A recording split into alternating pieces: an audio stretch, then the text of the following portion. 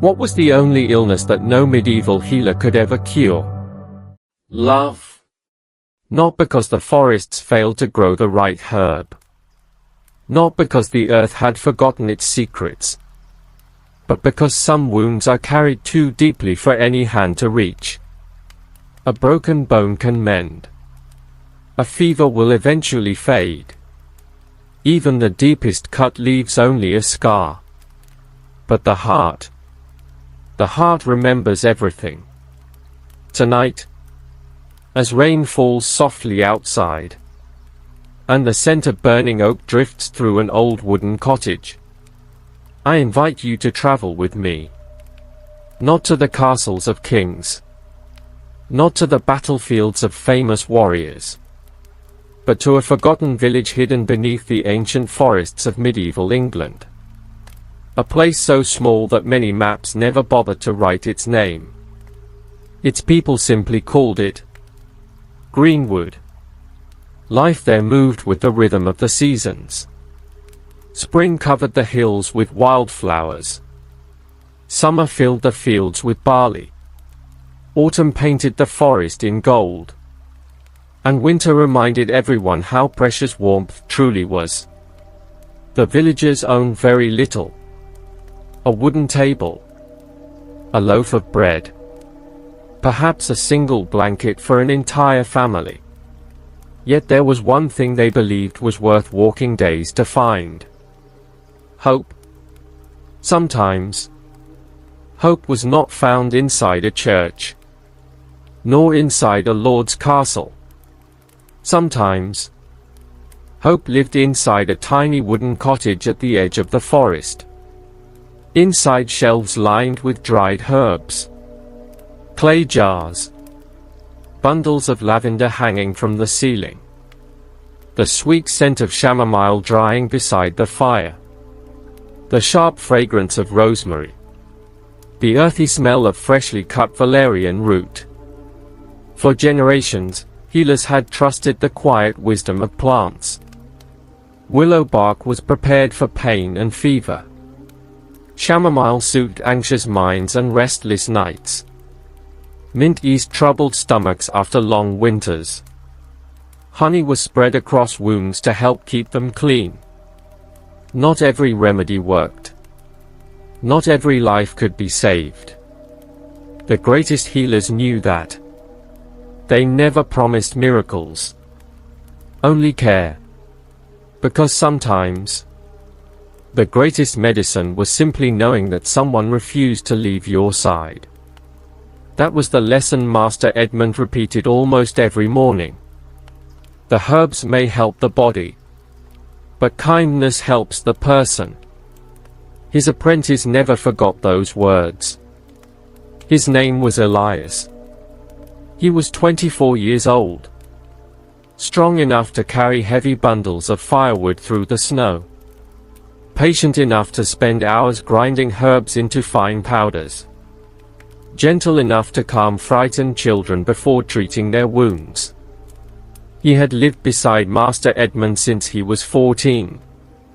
The old healer had taught him almost everything. How to recognize medicinal plants by their scent alone. How to hear rain long before clouds appeared. How to listen to frightened people before reaching for medicine. Because fear often hurts more than illness. Every morning before sunrise, Elias disappeared into the forest carrying nothing more than a woven basket and a small knife. He greeted the old oak trees like lifelong friends. He knew where wild thyme grew between the rocks, where foxgloves bloomed, but were never touched, where the freshest mint hid beside cold streams. The forest had become another teacher. Patient, silent, honest. Sometimes he believed there was nothing left for life to teach him. He was wrong. Terribly wrong. Because before that autumn came to an end, a single evening would divide his life into two parts. The days before, and everything that followed. It began with rain. Not a violent storm. Just the kind of steady autumn rain that quietly soaked the earth for hours. The cottage was warm. The fire crackled gently. Master Edmund crushed dried willow bark inside a stone mortar. Elias carefully tied fresh bundles of lavender to the wooden beams above. Outside, the rain continued. Inside, everything felt ordinary. Until...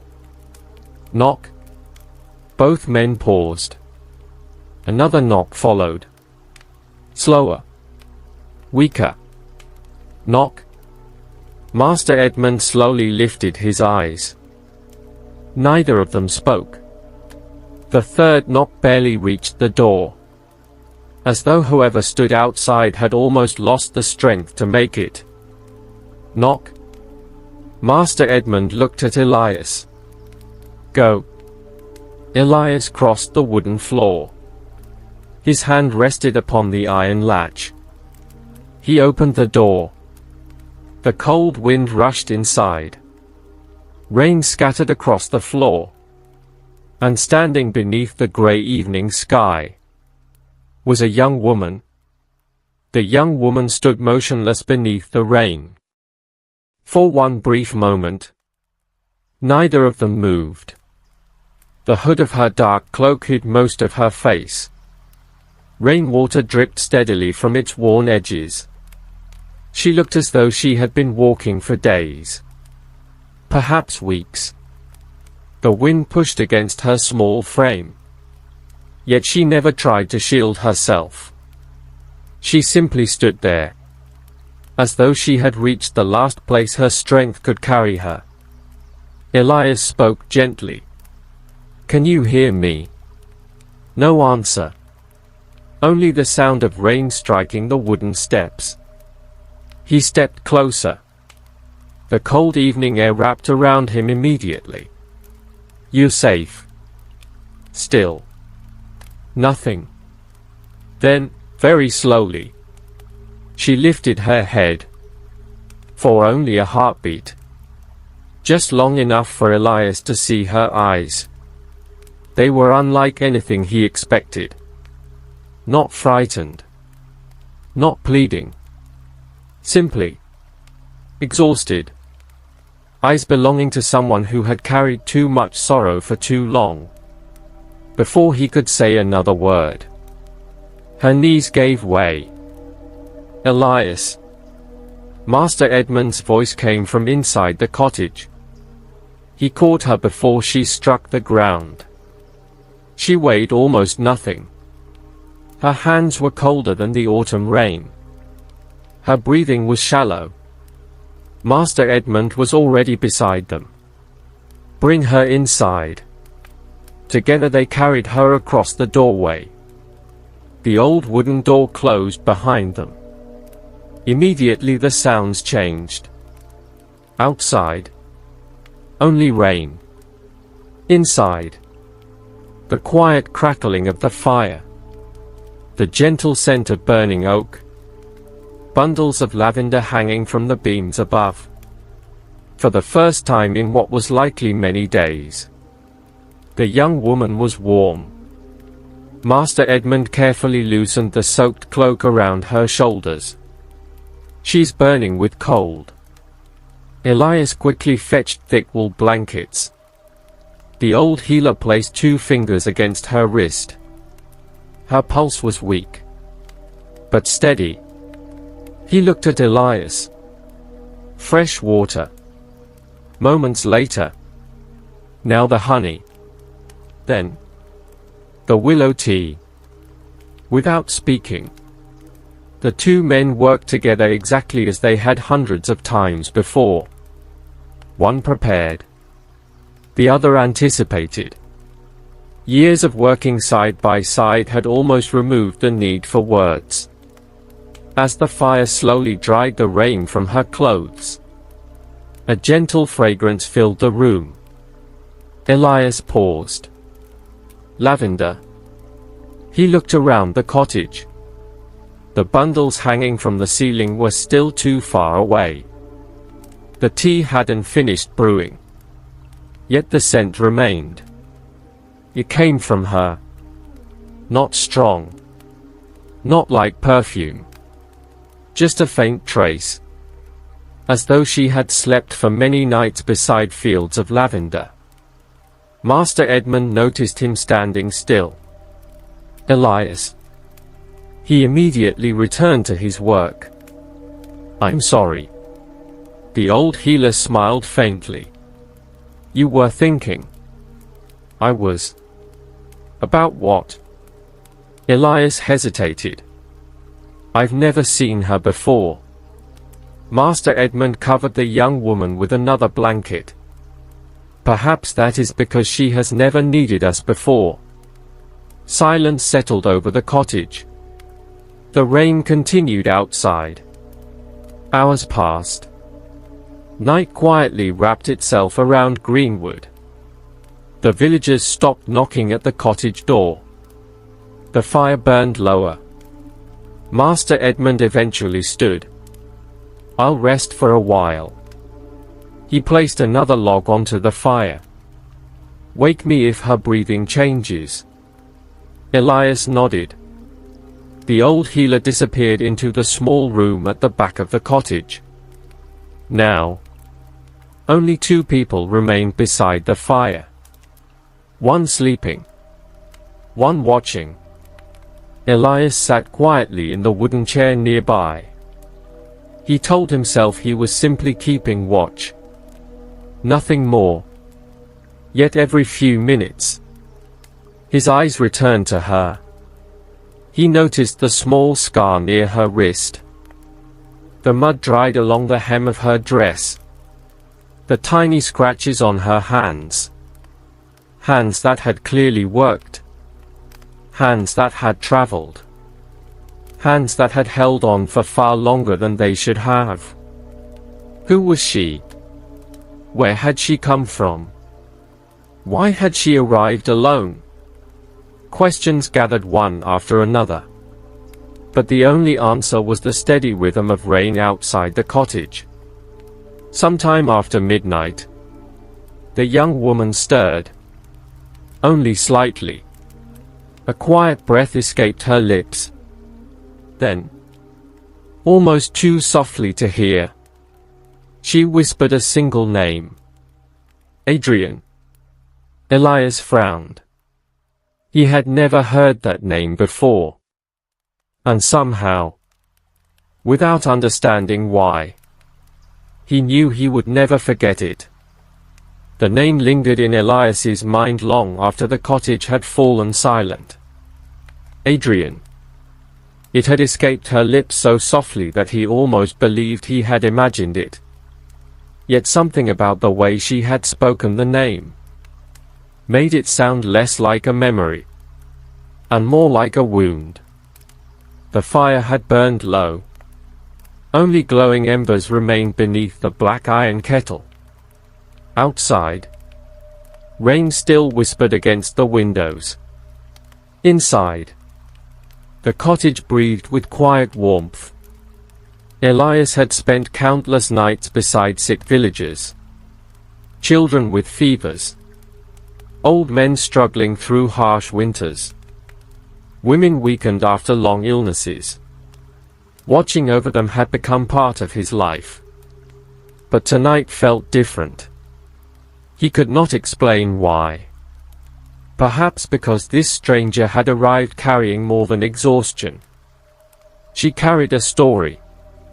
And somehow, he already wanted to know it. Just before dawn, the first birds began singing beyond the forest. Master Edmund quietly entered the room. You haven't slept. Elias smiled faintly. I wasn't tired. The old healer chuckled. No? You were curious. Elias looked toward the young woman. She spoke. I know. You heard? Master Edmund nodded. I hear many things. He placed another piece of oak onto the fire. But I have learned that not every question should be asked the moment it appears.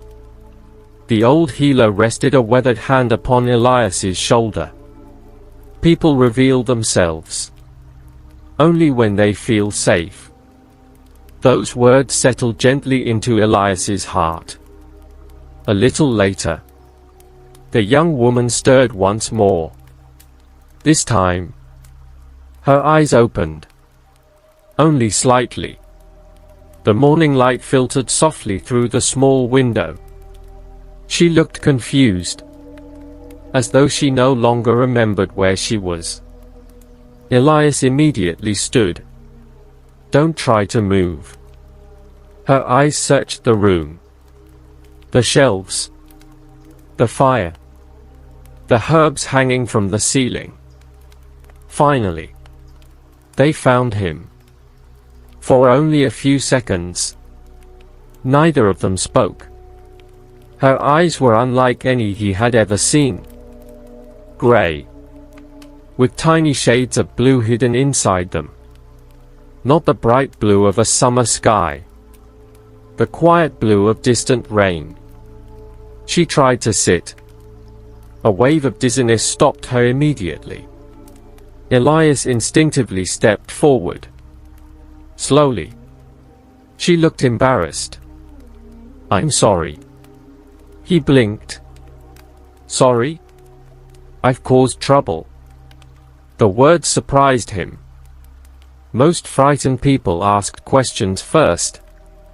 "Where am I? Who are you?" Instead, she apologized. A small smile appeared on Elias's face. "You arrived at a healer's cottage. I believe helping people is exactly the kind of trouble we hoped for." For the first time, she smiled. It was small, barely noticeable. Yet it changed her entire face. Not because it made her more beautiful. Because it made her sadness disappear. If only for a heartbeat. Something unfamiliar happened inside Elias. His own smile appeared without permission. Master Edmund entered carrying warm willow tea. "Good. You are awake." The young woman tried to stand. The old healer gently raised a hand. "You'll do no such thing. You've walked farther than your body wished to." He offered the wooden cup. "Drink." She obeyed quietly. The warm steam carried gentle scents of honey and willow. After a few careful sips, some color slowly returned to her cheeks. Master Edmund sat opposite her. "My name is Edmund. This is my apprentice, Elias." The young woman looked toward Elias again. "Elias." She repeated his name softly, as though making sure she would remember it. Then she lowered her eyes. "My name." She hesitated, almost as though introducing herself required courage. "Isolde." The name settled gently into the room. Elias had never heard it before. Yet somehow, it felt strangely familiar. As if the forest itself could have whispered it. The morning passed quietly. No one questioned her past. No one asked where she had come from. Master Edmund believed every traveler deserved food before questions. Warmth before curiosity. Trust before answers. As Isolde rested near the fire, Elias returned to preparing herbs. Or at least, he tried. Twice he reached for the wrong jar. Once he nearly added mint instead of chamomile. Master Edmund noticed everything, but said nothing. Only a faint smile appeared beneath his grey beard. By afternoon, rain had finally stopped. Sunlight entered through the cottage windows. The room felt lighter. So did Elias. He didn't understand why. He had known Isolde for only a few hours. They had exchanged fewer than 20 sentences. Yet each time he heard her quiet voice, something inside him listened more carefully than before. He told himself it was simple curiosity. Nothing more. After all, she was only a stranger. He could not possibly know that one day he would recognize her footsteps before hearing anyone else's. That he would wake before sunrise, simply because he hoped to see her smile. Or that the faint scent of lavender would forever remind him of the morning everything quietly began. The strangest changes in life rarely happen all at once. They arrive quietly. So quietly that we often fail to notice them until long after they have become part of us. The morning after Isolde awoke, Greenwood looked exactly as it always had. Mist drifted lazily between the old oak trees. The first smoke rose from cottage chimneys. Roosters announced another ordinary day. Villagers began their familiar walks toward the fields. Nothing had changed, except Elias. Although he would not have admitted it, not even to himself. Master Edmund believed every guest should earn their strength before answering questions. So for the next 2 days, Isolde was given only one responsibility: rest. She disliked it immediately. "I can help." Master Edmund smiled without looking up from the herbs he was sorting. "I have no doubt. But today, your only task is to recover." She sighed quietly. "I don't enjoy sitting still." The old healer chuckled. "Very few good people do." By the third morning, her color had begun to return. The exhaustion that had shadowed her face was slowly fading. Master Edmund finally nodded toward the herb shelves. "If you truly wish to help, you may begin there." Isolde smiled. "I would like that." Elias watched as she carefully examined the wooden shelves. Glass jars, clay pots, small linen bags tied with faded string, each one carefully labeled in Edmund's neat handwriting. She handled every jar as though it contained something precious. "Have you worked with herbs before?" Elias asked. She looked over her shoulder. "A little. My mother taught me the simple ones." She lifted a bundle of lavender.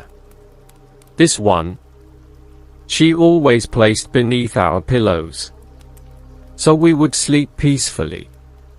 Elias smiled.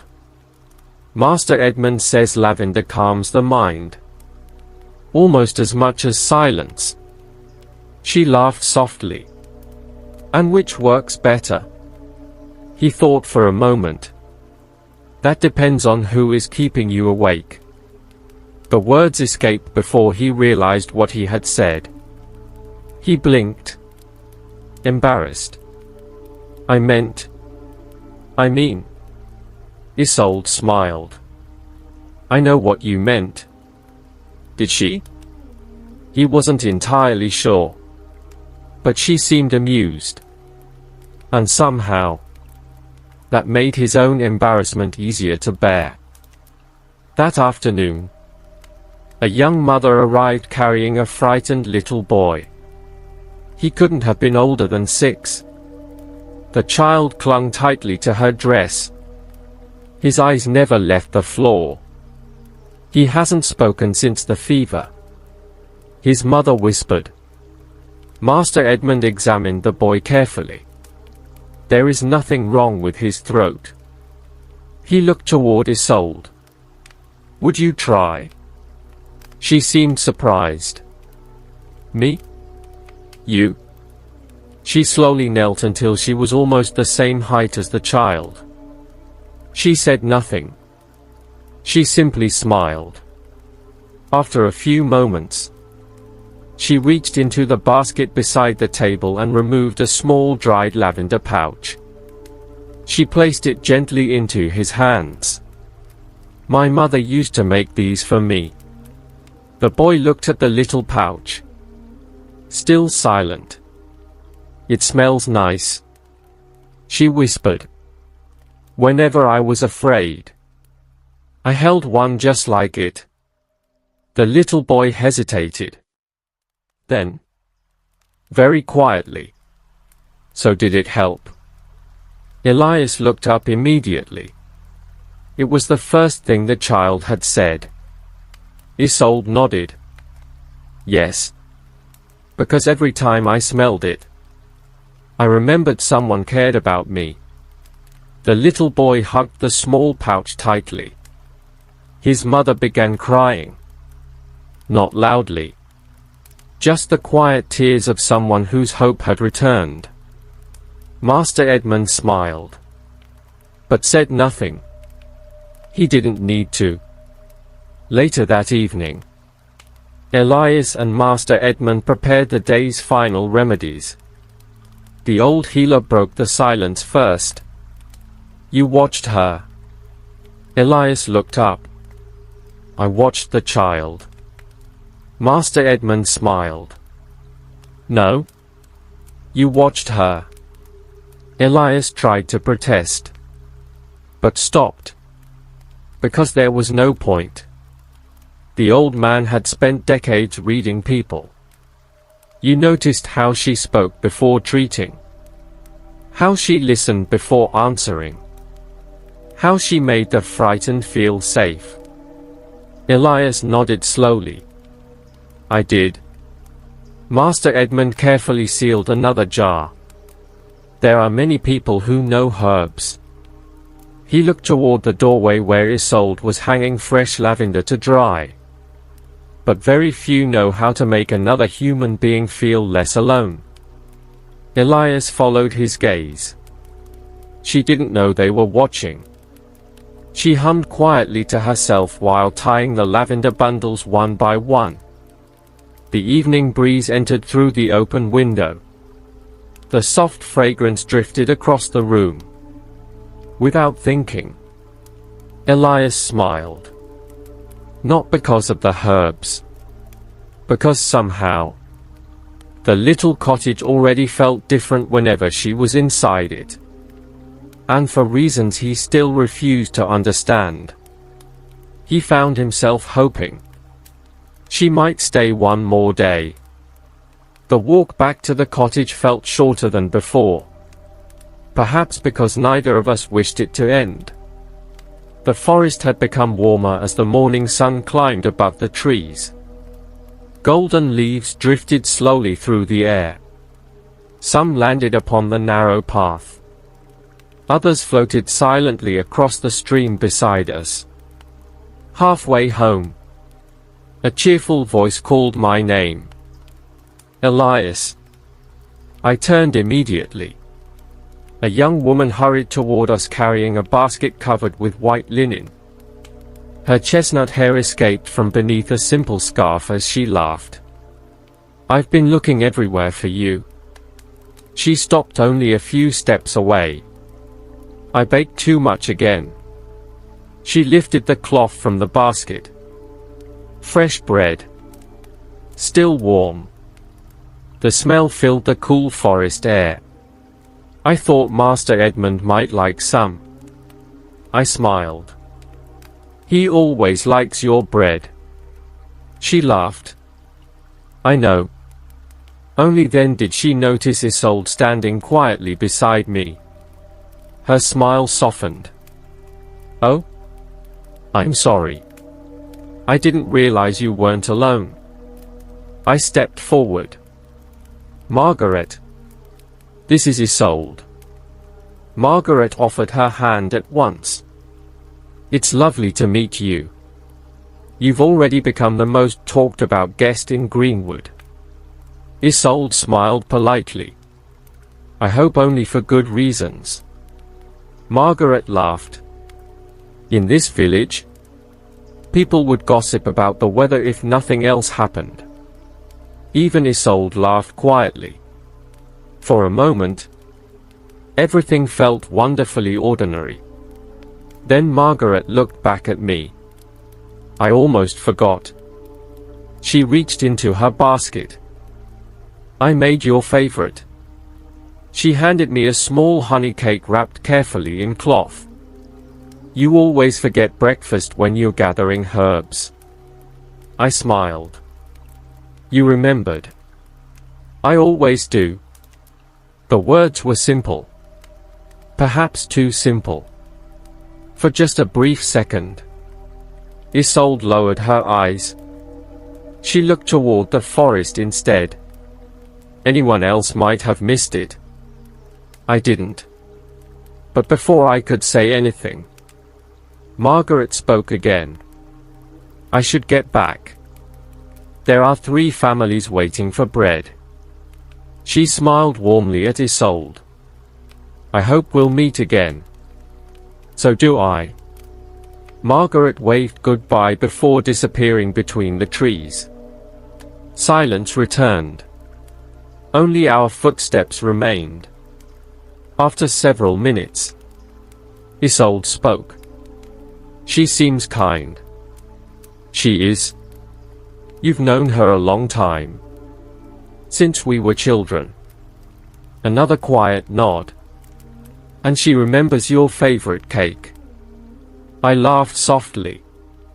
Everyone in the village knows I can't resist honey. She smiled. But it wasn't quite the same smile as before. I suppose. Some people are lucky enough to have someone who remembers the little things. There was something hidden beneath those words. Not anger. Not bitterness. Something quieter. Lonelier. Before I could answer, she stopped walking. A small bird lay beneath an old oak tree. Its tiny wing trembled weakly. It had fallen from its nest. Without hesitation, Isolde knelt beside it. Her movements were slow, gentle, as though she feared even her shadow might frighten the little creature. It's still alive. She carefully lifted it into both hands. So small. So frightened. We searched until we found the nest resting safely between 2 low branches. She waited until the mother bird returned before stepping away. Only then did she smile again. A real smile. I couldn't stop watching her. You care about everything. She looked surprised.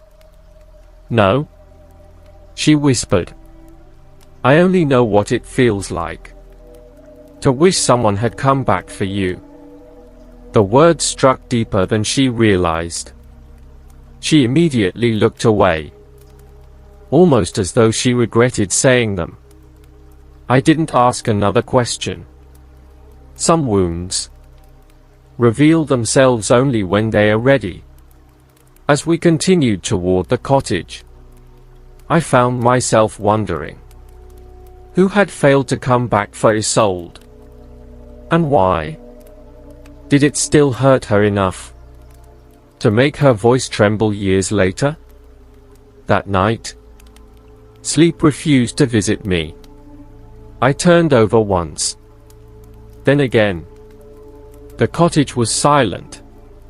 The fire had long since faded into glowing embers. Master Edmund was asleep.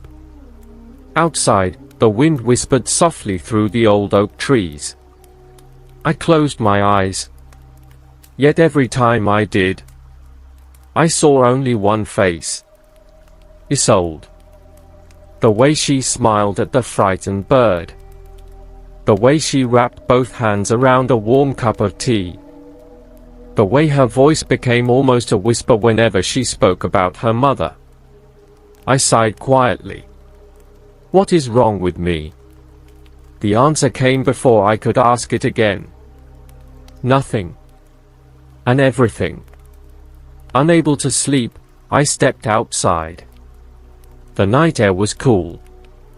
The moon hung low above the forest, bathing the clearing in silver light. I sat beneath the old apple tree that stood a short distance from the cottage.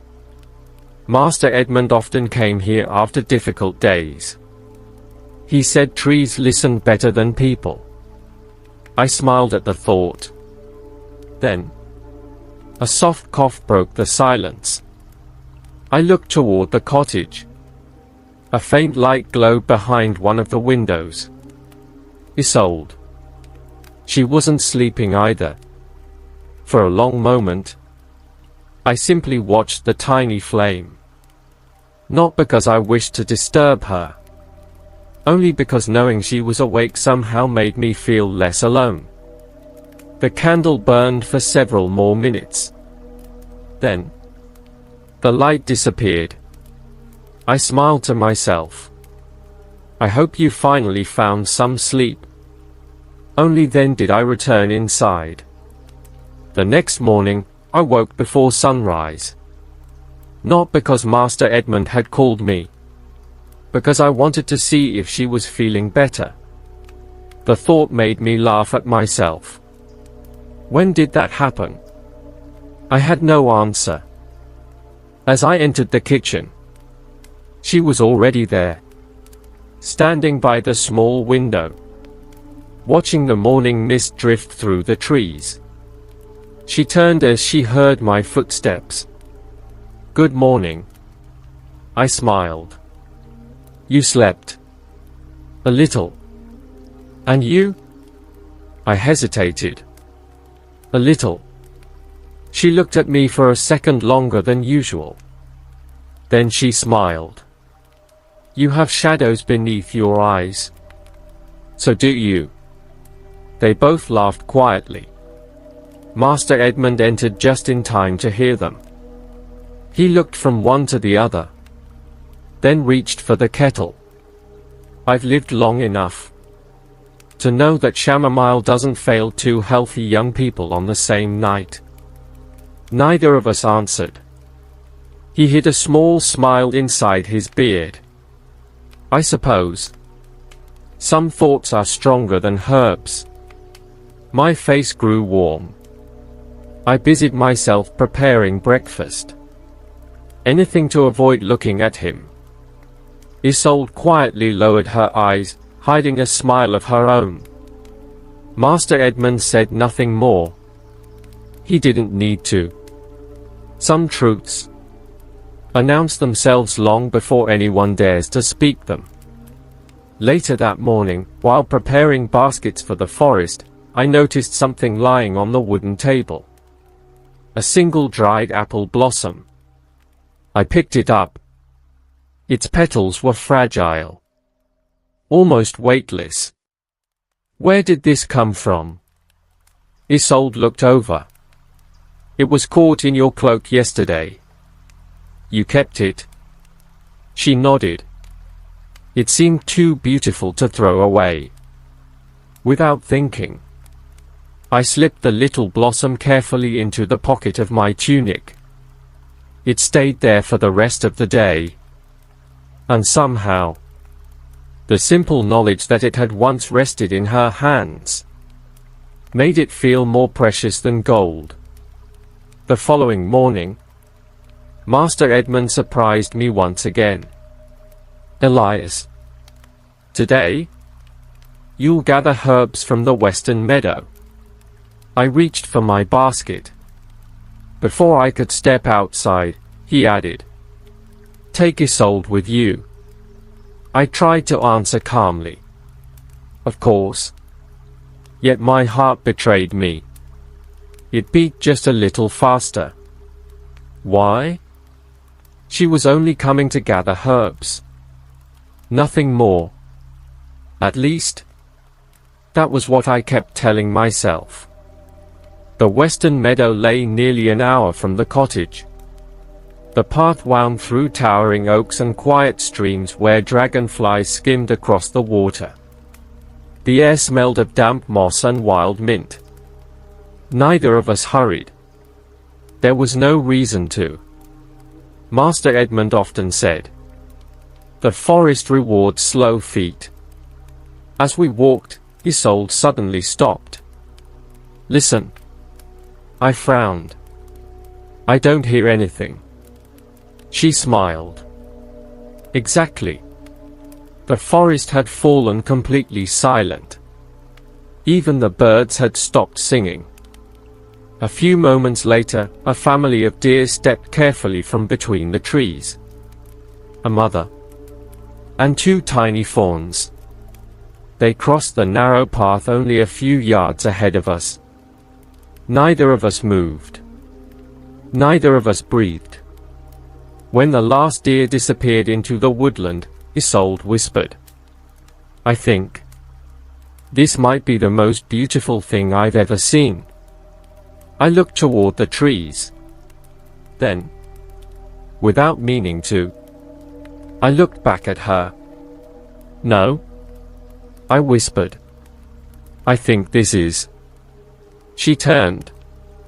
"What?" Realizing what I had almost said, I quickly pointed toward the sunlight filtering through the leaves. "The forest." She smiled.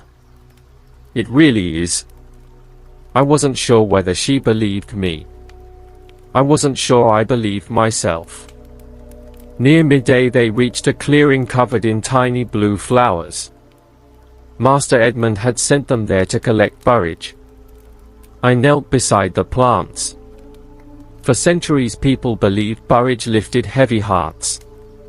It was often added to food or tea to bring courage during difficult days. Isolde gently touched one bright blue blossom. "Do you believe plants can make people brave?"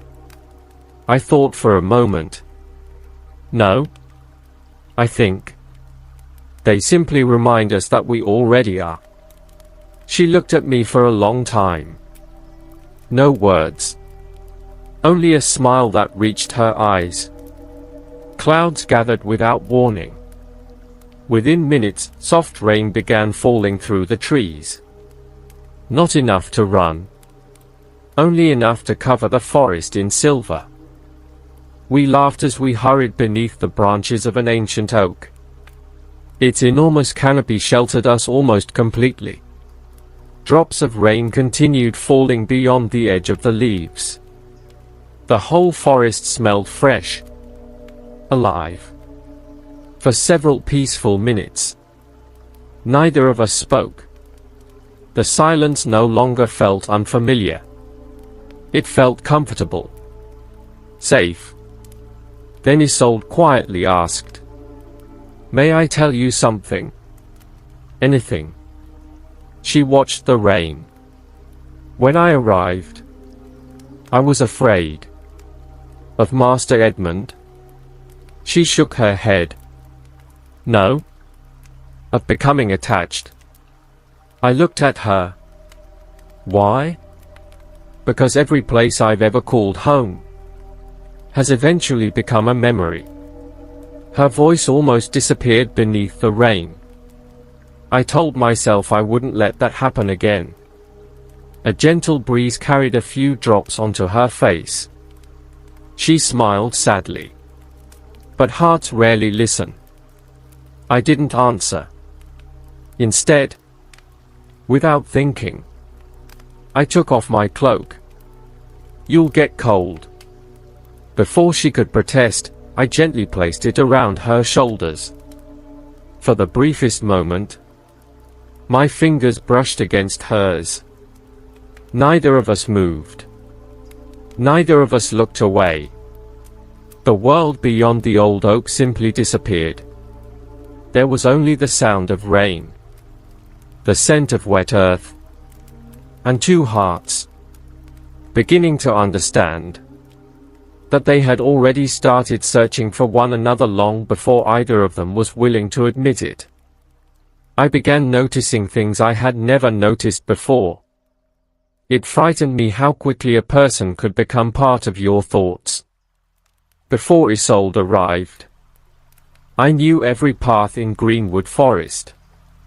Every hidden stream. Every tree that had stood there longer than any living person. But now, I found myself remembering different things. The sound of her footsteps on the wooden floor. The way she whispered thank you whenever someone helped her. The small smile she tried to hide whenever Master Edmund made a joke. Even the way she held a cup of tea with both hands when she was cold. Small things. Meaningless things. Yet somehow, they mattered more than anything. One morning, while preparing the day's remedies, I reached for the wrong jar 3 times. Master Edmund watched quietly. You have mistaken rosemary for sage. I looked down. Only then did I realize my mistake. I'm sorry. He smiled. You have nothing to apologize for. I am simply curious. About what? He placed the jars back in their places. Whether your mind has become occupied with healing, or with someone who needs healing. I felt my face grow warm. Master. He laughed softly. Do not worry, Elias. Love has confused wiser people than you. I quickly changed the subject. What are we preparing today? He lifted a bundle of dried leaves. Rosemary. For memory. Among other things. He placed it carefully on the table. People have carried rosemary for centuries, believing its scent helped them remember important moments. He looked at me. Though I suspect, some memories do not need help staying. I knew exactly what he meant. Later that afternoon, I found Isolde sitting beside the cottage garden. She was separating dried herbs into small cloth bags. Her fingers moved carefully. Almost lovingly. You know, she said without looking up. I never understood why people cared so much about plants. I sat beside her. And now? She smiled.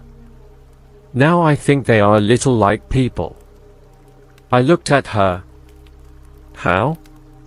Some need sunlight. Some need shade. Some grow quickly. And some. She touched a small flower gently. Need someone to be patient with them. For a moment, neither of us spoke. Then she looked at me. Do you think people can heal the same way? I thought about her question. I think some wounds need medicine. Some need time. And some, I paused, need someone who stays. Her eyes softened. For a second, the whole world seemed to disappear. Until a voice interrupted us. Elias. Margaret stood at the edge of the garden. She carried a basket of vegetables. I brought these for Master Edmund. Then she noticed Isolde. A small silence passed between them.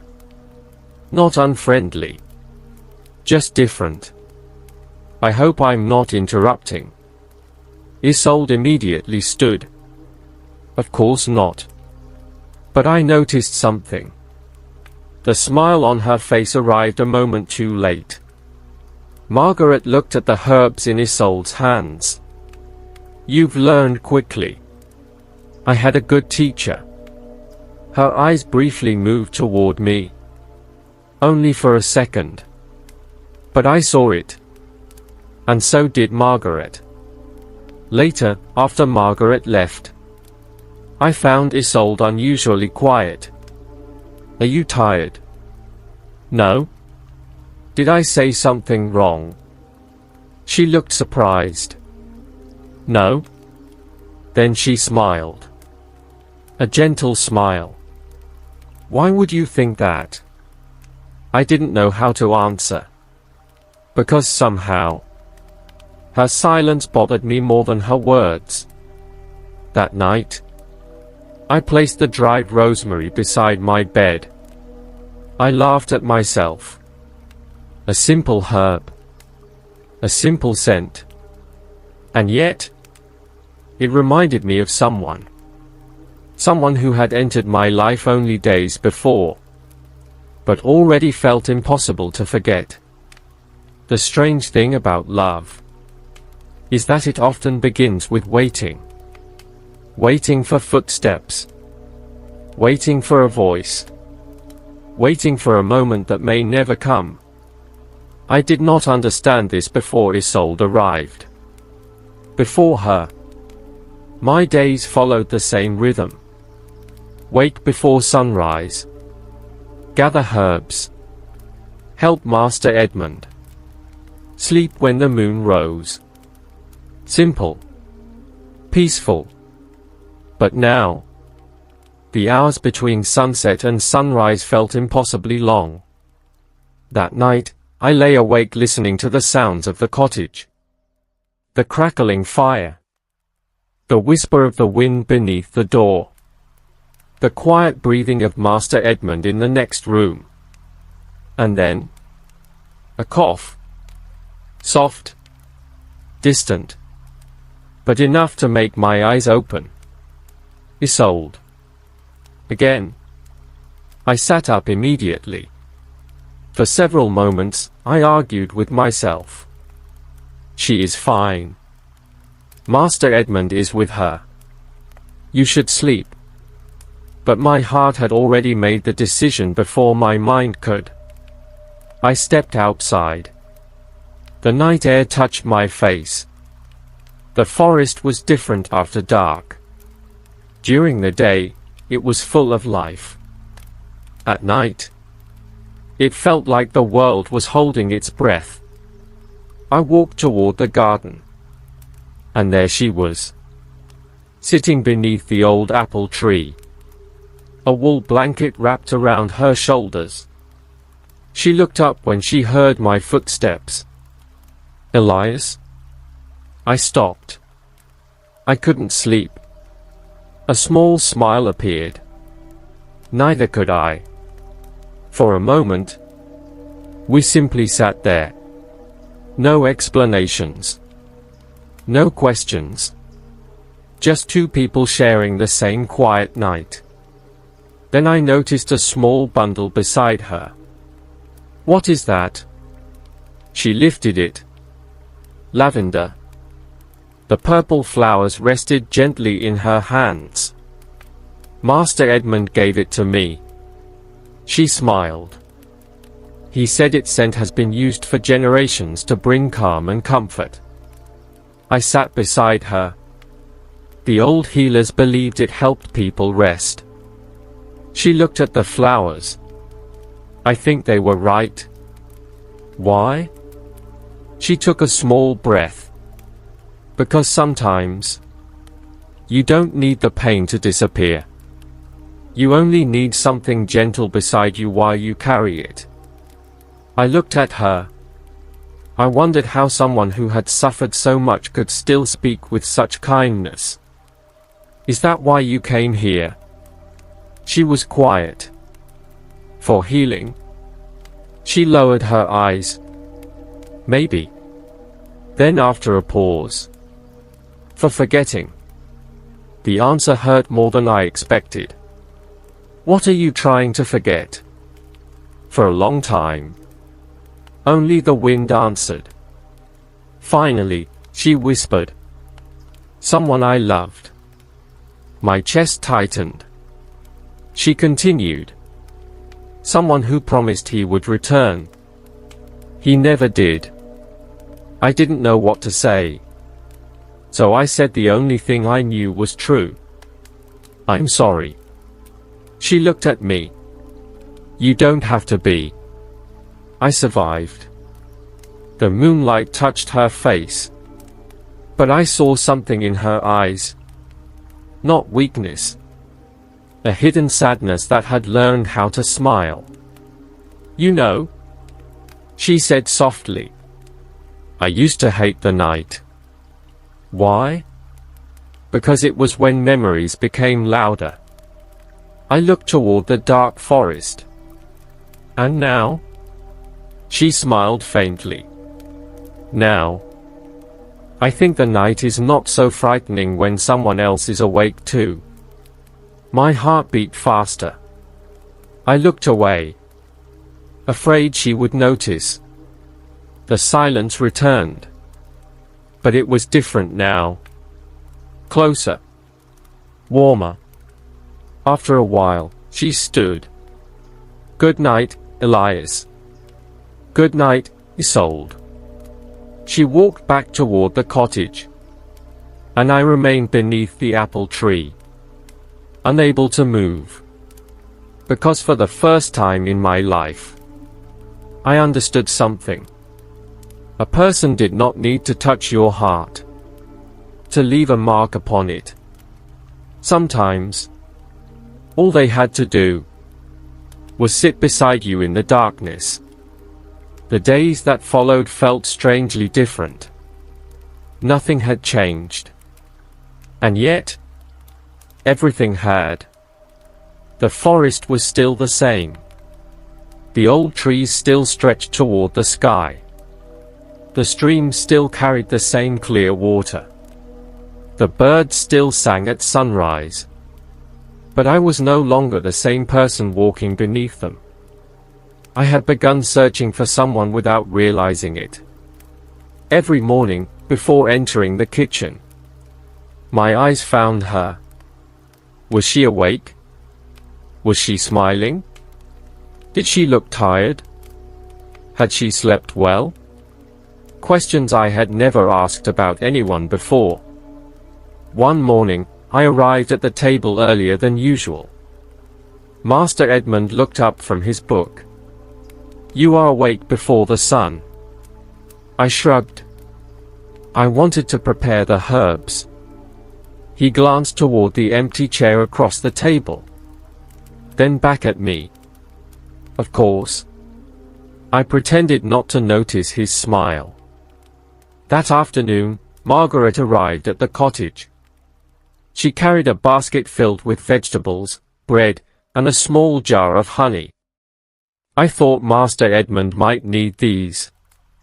She placed the basket down. Then she looked at me. You look tired. I'm fine. She tilted her head. You always say that. Before I could answer, Isolde entered the room. She had changed from her traveling clothes into a simple green dress. Nothing expensive. Nothing unusual. Yet for a moment, I forgot what I was about to say. Margaret noticed. Of course she noticed. Some things are impossible to hide. Isolde. Margaret smiled. I brought enough bread for everyone. Thank you. Isolde touched the cloth covering the basket. The smell is wonderful. Margaret laughed. My mother taught me that bread should be made with patience. She said rushed hands make unhappy bread. Isolde smiled. I think your mother was wise. They spoke kindly, politely. But something existed between them. Something neither of them mentioned. A quiet understanding. They both cared about the same person. And neither knew what to do with that feeling. Later that evening, I found Isolde in the garden. She was gathering lavender. You like that flower? She looked up. I do. Why? She smiled. Because it reminds me that something small can bring peace. She held a bundle of purple flowers. My mother used to place lavender near our bed. For sleep. Yes. She looked toward the fading sunlight. She said bad dreams were afraid of gentle things. I smiled. Did you believe her? When I was a child, yes. And now? She looked at the flowers. Now. I think I still want to believe. The wind moved softly through the garden. The scent of lavender reached me before she did. And suddenly, I understood something that frightened me. I was beginning to recognize her presence before seeing her. A sound. A scent. A feeling. Like the forest itself was telling me. She was near. I reached for a small branch above us. A thorn caught my finger. I pulled back quickly. "You hurt?" Before I could answer, Isolde took my hand. Only to look at the small cut. Only to help. Nothing more. But the moment her fingers touched mine, everything inside me became painfully aware of her. Her warmth. Her closeness. The softness of her hands. She noticed my silence. "Elias?" I quickly looked away. "I'm sorry." "For what?" "I don't know." She smiled gently. "You apologize for the strangest things." I laughed quietly. "And you notice everything. Someone has to." Our eyes met. For a moment, neither of us moved. Then she slowly released my hand. The space between us returned.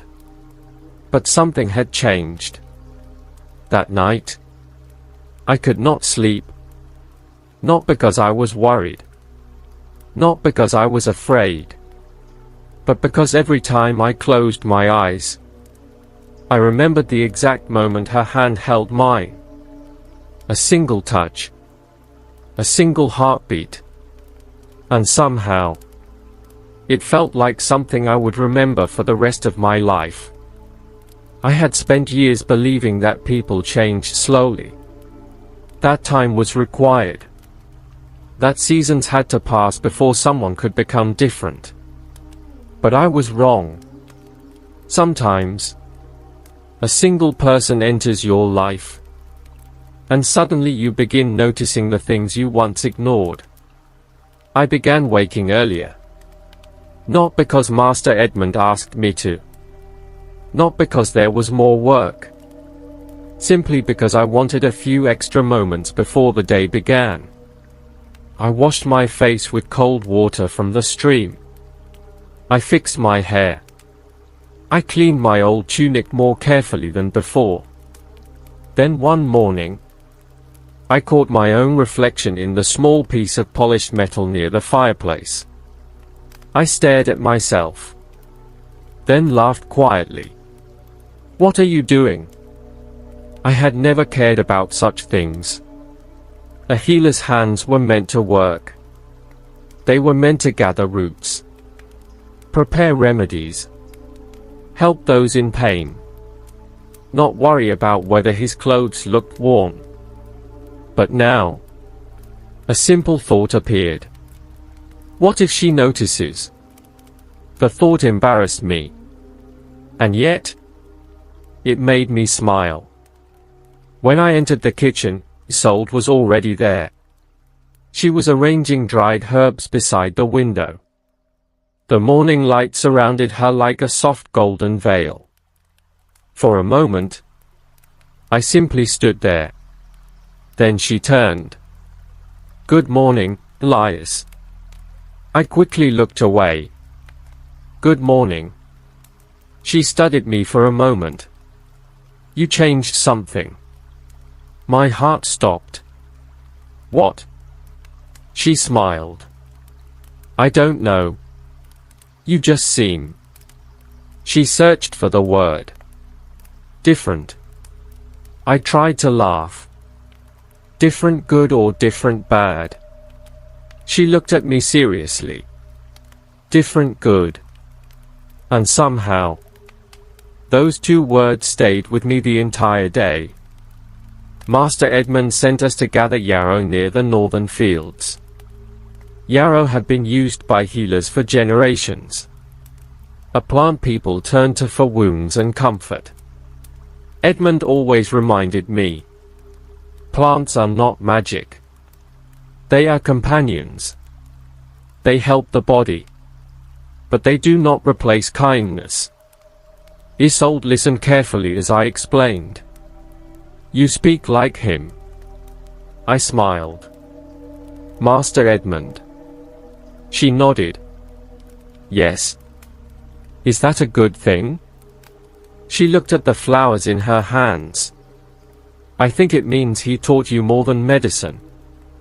Her words touched me. Because she was right. Edmund had taught me how to heal wounds. But he had also taught me how to care. On our way back, we heard a familiar voice. Elias. Margaret approached from the village path. She was carrying a small wooden box. I found this among my mother's things. She opened it. Inside were several old herbal notes. I thought Master Edmund might want to see them. He would have loved them. I smiled. Thank you, Margaret. She looked pleased. Then she noticed Isolde standing beside me. Her smile changed slightly. Only slightly. But I saw it. I didn't know you had become such a good teacher, Margaret said to me. I looked confused. What do you mean? She glanced at the herbs in Isolde's hands. You used to explain plants only when someone asked. Now, you seem to explain everything. I felt my face warm.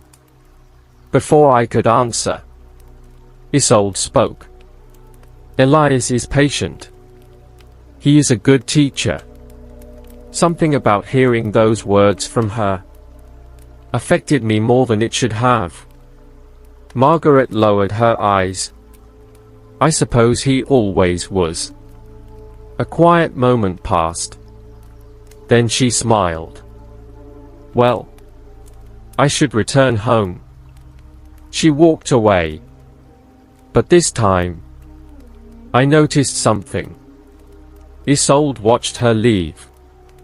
And for the first time, I saw a feeling I had only recently discovered myself. A small shadow. A question without words. A fear of losing something before it was even yours. That evening, I found Isolde alone near the garden. You were quiet today. She looked surprised. Was I? Yes. She touched a lavender flower gently. I was thinking. About what? She smiled faintly. About how strange people are. How so? We spend so much time protecting our hearts. Then one day, someone arrives. And suddenly we are afraid of things we never feared before. I looked at her. But she was no longer looking at me. She was looking at the flower. And I wondered. Was she talking about herself?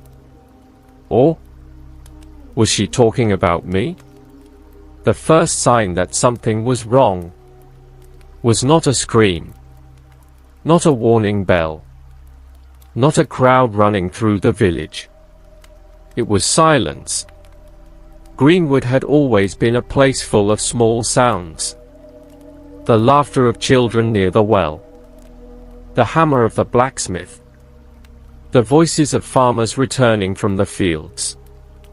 The songs of women preparing bread in the morning.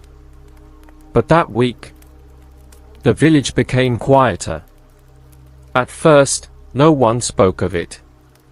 People rarely admit fear when it first arrives. They pretend not to notice. They close their doors a little earlier. They lower their voices. They tell themselves tomorrow will be better. But healers notice things others ignore. And Master Edmund noticed everything. One morning, before sunrise, someone knocked at the cottage door. 3 times. The same way Isolde had arrived. But this time, there was no hesitation. Only desperation. I opened the door. An old farmer stood outside. His face was pale. His breathing was heavy. "Please? My wife. She has been burning with fever since last night." Master Edmund was already standing behind me. "Bring her inside." The man shook his head. "I cannot." "Why?" He looked down. "Because my son is sick too." A cold feeling passed through me. Master Edmund's expression changed. Only slightly. But I noticed. The old healer who had remained calm through every wound was concerned. By midday, the cottage was full. Too many people. Too many worried faces. Too many tired voices. Master Edmund moved from one person to another, checking their fever, preparing remedies, giving instructions. But the number of villagers arriving kept growing. I worked beside him, grinding herbs, carrying water, preparing cloths, and every few moments, my eyes searched for one person. Isolde. She was helping without being asked, changing wet cloths, comforting frightened children, speaking gently to the elderly. I watched her kneel beside a young girl who was crying. "Does it hurt?" The girl nodded. Isolde smiled. "Then we will stay together until it hurts less." Something inside me tightened. Even in fear, she brought peace. That evening, after everyone had left, I found her outside near the herb garden. She looked exhausted. "You should rest." She smiled. "So should you." "I am fine." She raised an eyebrow. "You always say that." I laughed quietly. "Perhaps I learned it from you." For a moment, the weight of the day disappeared. Only us. Only the quiet garden. Then she reached out. "There is something on your face." "What?" "Herb powder." She smiled. Before I could move, her fingers gently brushed my cheek. Only for a second. A simple movement. Nothing more. But my heart reacted as if the whole world had changed. She realized what she had done. Slowly pulled her hand back. "I'm sorry." I shook my head. "No?" My voice was quieter than I intended. "Don't be." The evening air carried the scent of mint and lavender from the garden. Neither of us spoke. Because sometimes, words only make beautiful moments smaller. That night, I did not sleep. Not because of Isolde. Not only because of her. The village was sick. People were suffering. And for the first time, I understood what Master Edmund had carried all these years.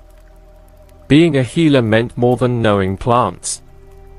It meant carrying the pain of people who trusted you. I looked toward Isolde's room. A small candle burned behind the window. She was awake too. And somehow, knowing that made the darkness feel less heavy. Because even when the world was becoming frightening, there was still one light I found myself searching for. The illness spread faster than anyone expected. At first, people called it a passing sickness. A fever that would disappear. A cough that would fade. A few difficult days. But healers learn something early in life. The body always tells the truth. And the truth was becoming harder to ignore. Every morning, more villagers came to our cottage. The small room that once held dried herbs and quiet conversations was now filled with worried voices. The smell of medicine replaced the smell of fresh bread. The sound of laughter was replaced by quiet prayers. Master Edmund worked until his hands trembled. Yet he never complained.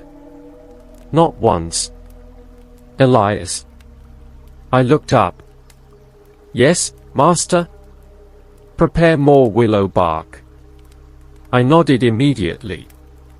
Willow bark had been used by healers for generations. They knew it brought comfort to those suffering from pain and fever. But Master Edmund always reminded me, never let knowledge make you arrogant. Nature gives us tools. It does not make us gods. I carefully prepared the remedy. My hands were no longer the hands of a boy who simply collected plants. They had learned. They had worked. They had carried responsibility. Days passed. And exhaustion began touching everyone. Even Isolde. I noticed before she admitted it.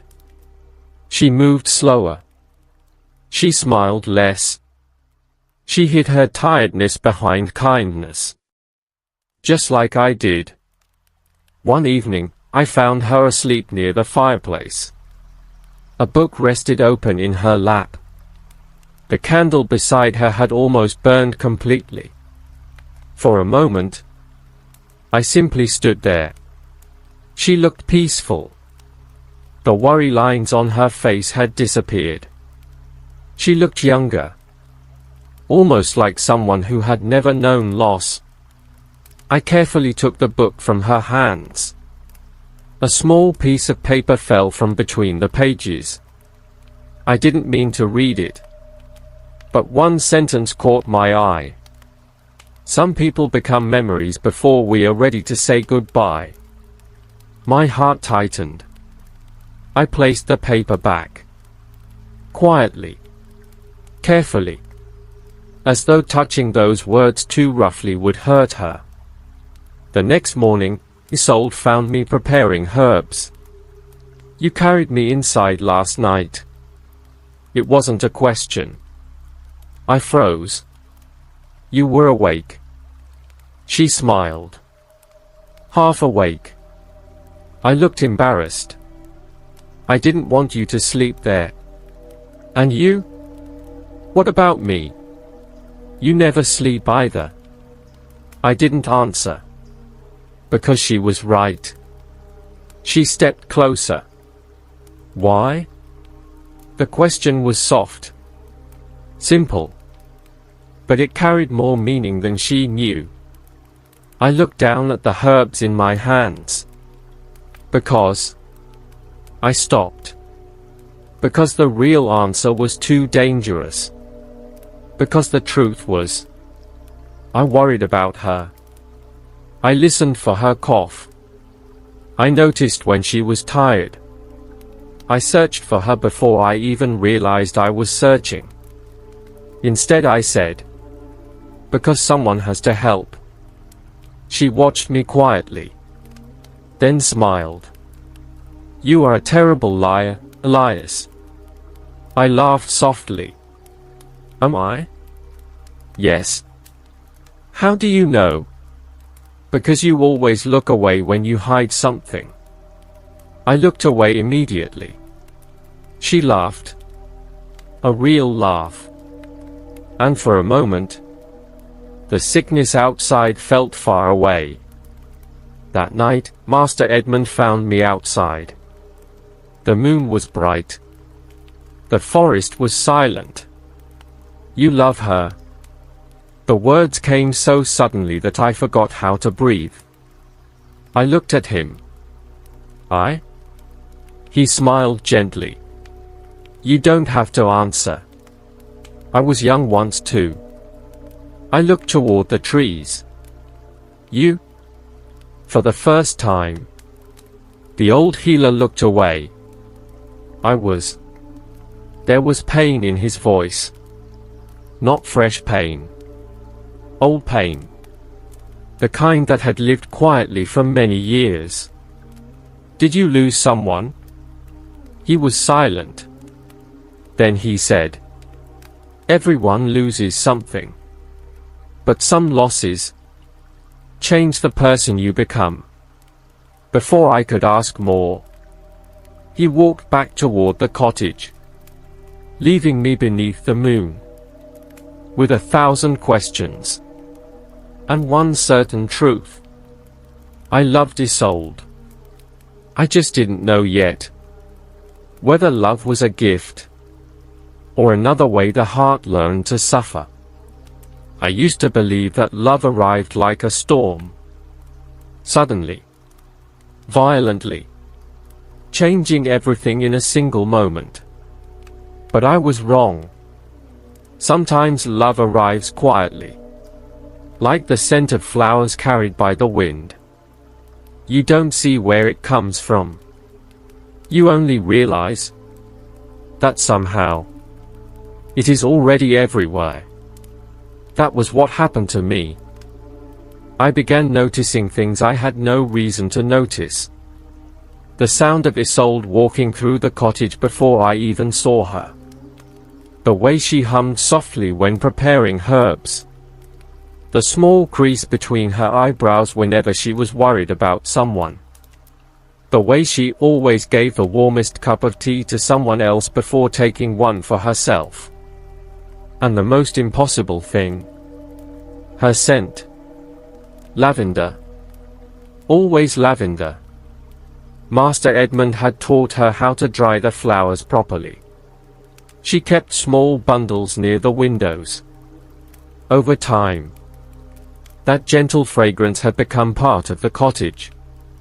But somehow, it had become part of her too. One morning, I was preparing medicine near the doorway. I heard footsteps behind me. I smiled before turning. You are early. She stopped. How did you know it was me? I looked down quickly. I had no answer. She laughed softly. You didn't even look. I tried to find an explanation. The others walked differently. She raised an eyebrow. Is that so? Yes. And you know everyone's footsteps. I became silent. Her smile grew. I see. I felt my face become warm. I only meant. I know what you meant. She walked past me.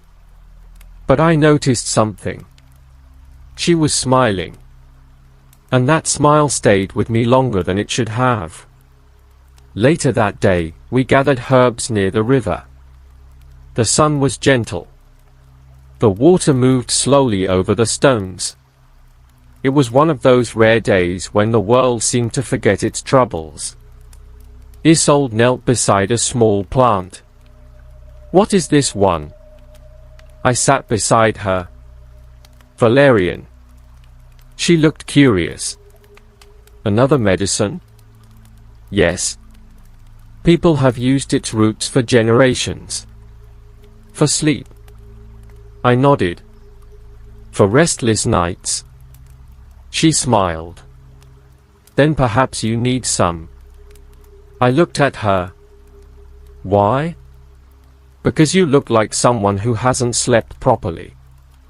I laughed. Perhaps I haven't. She became quiet. Why? The question was simple. But I felt my heart answer before my mouth could. Because I think about you. Because I listen for your voice. Because I worry when you disappear from the room. Because every night feels longer when I don't know if you are all right. But I said, the village keeps everyone awake. She looked at me. She knew I was hiding something. She always knew. On the way back, rain suddenly began falling. We ran toward an old wooden shelter near the trees. The space was small.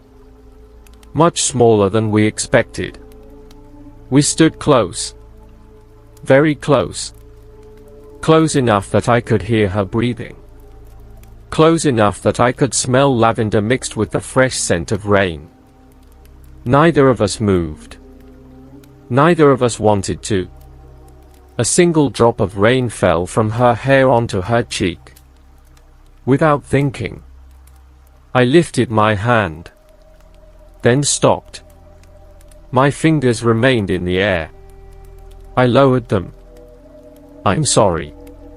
She looked at me. "For what?"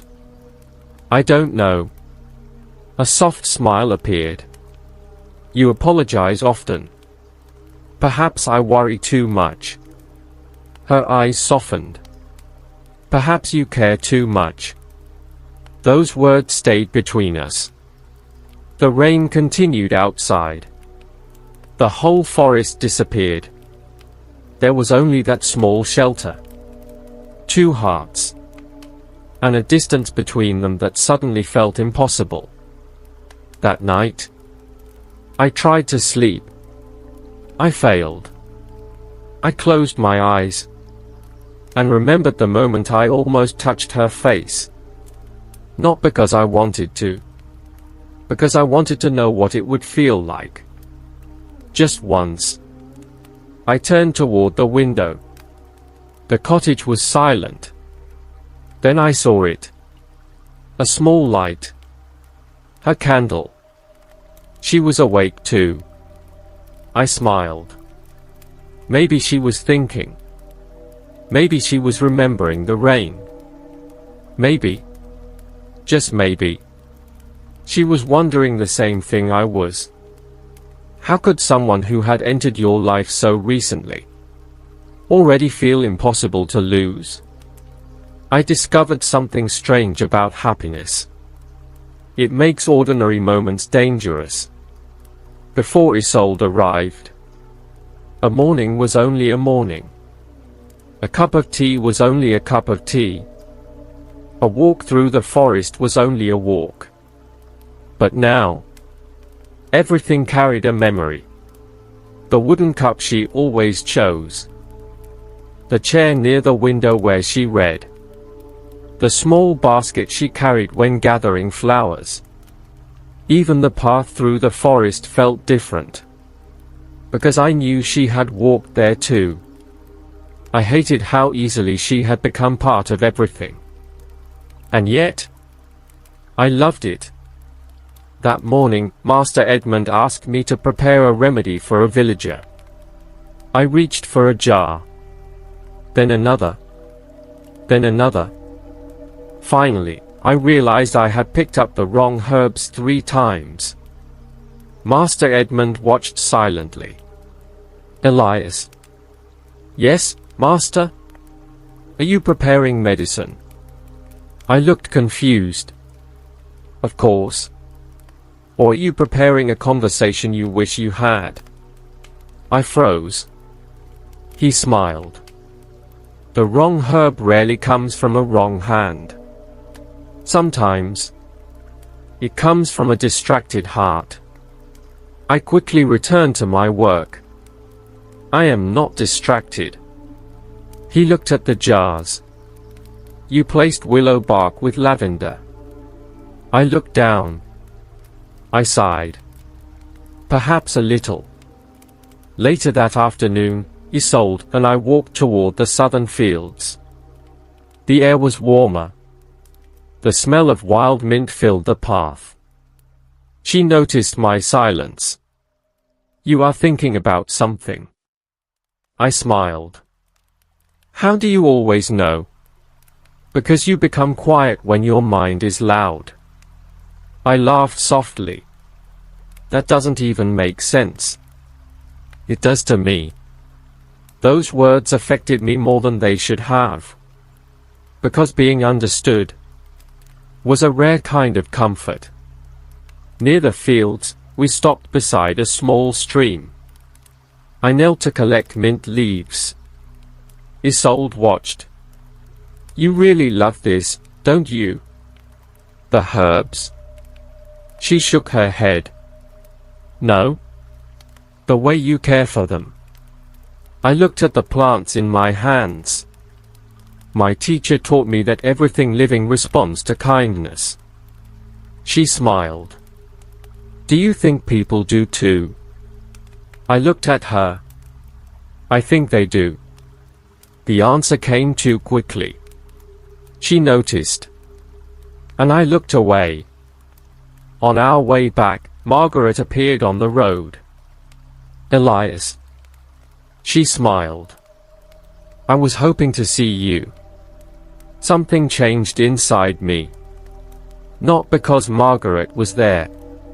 Because I immediately wondered what Isolde would think. And that realization surprised me. Margaret handed me a small cloth bag. I made something. Inside were small honey biscuits. "You always liked these." I smiled politely. "Thank you." Before I could say more, Isolde stepped beside me.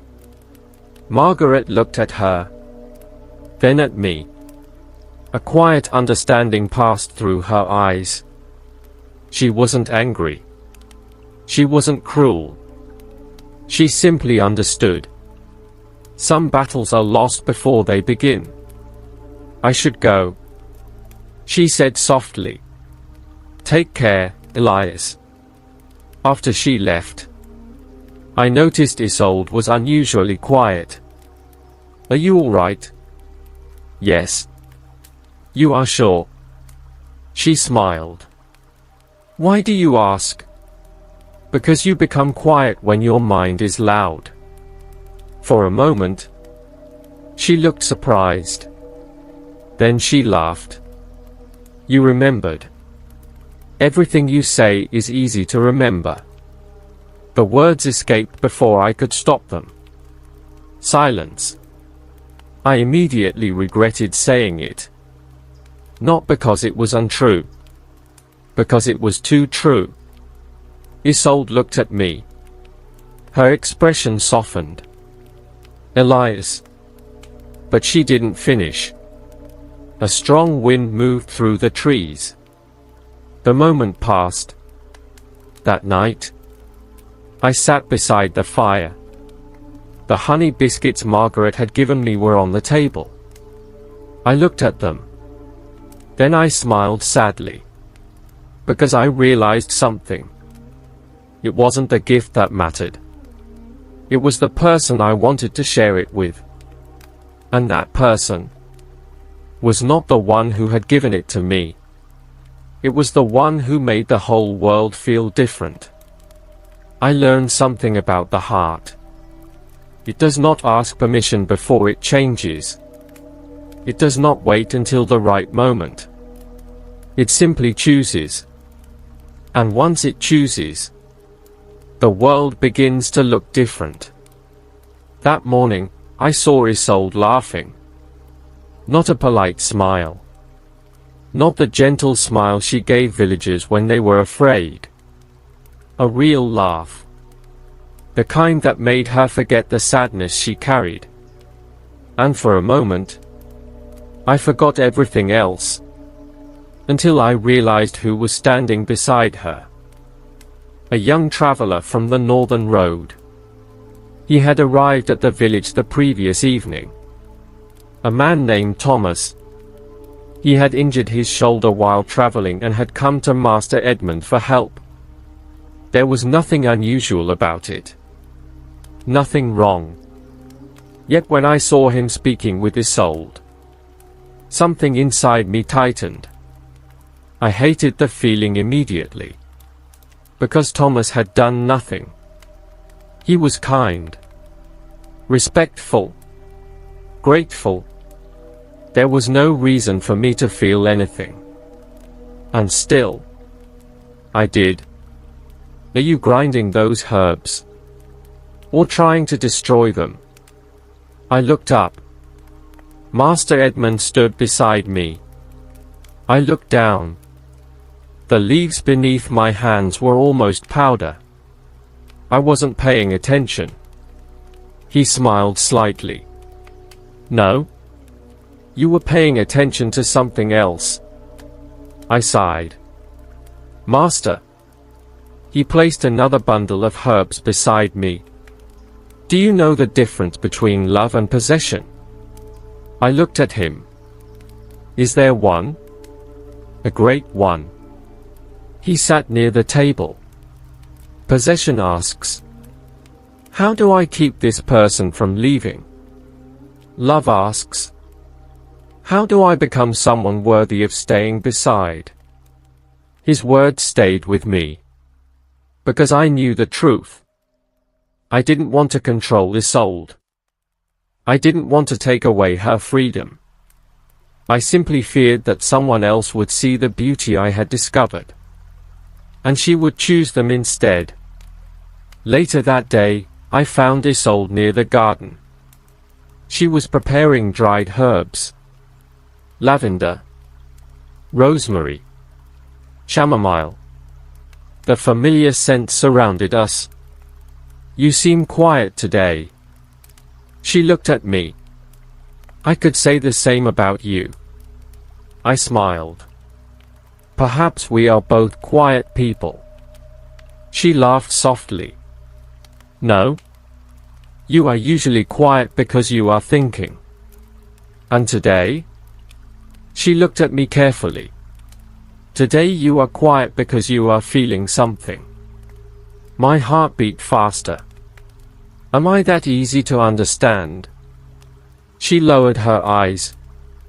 Only to someone who is paying attention. The words surprised me. Because they sounded exactly like something I would have said about her. After a moment, she spoke again. Thomas is leaving tomorrow. I looked at her. I know.